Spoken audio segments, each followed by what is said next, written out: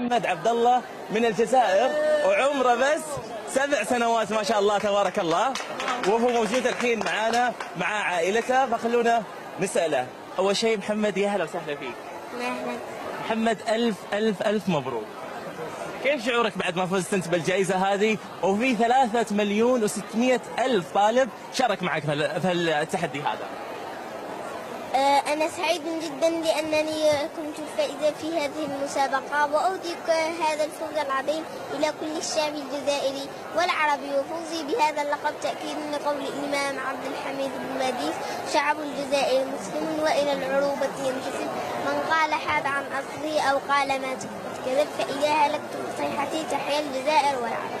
ما شاء الله تبارك الله. بس بسألك سؤال، أنت ما شاء الله عمرك الحين 7 سنوات، من متى بديت تقرأ أنت؟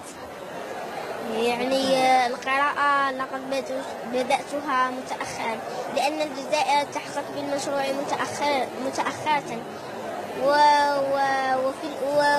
وقبل أول امتحان في هذه المسابقة بأسبوع لم نتحصل على الجوازات بسرعة، وقبل المسابقة بأسبوع كان علي ضغط كبير في الكتابة، ولكن رغم ذلك استطعت ذلك بالصبر والأمانة.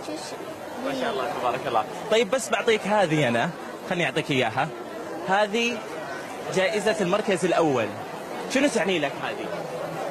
تعني لي شيء كبير وهو الفوز. طيب كلمة تقولها للي سوى التحدي هذا، للشيخ محمد بن راشد. أشكر الشيخ محمد بن راشد آل مكتوم الذي أراد أن يعيد المجد للغة العربية وينهض بالأمة من خلال القراءة، فأقول له جزاك الله عنا خير الجزاء. كل اللي أقوله الله يحفظك إن شاء الله، وإن شاء الله نشوفك في المستقبل حاجة كبيرة. بس خلوني أقول لكم على شغلة، صاحب المركز الأول أو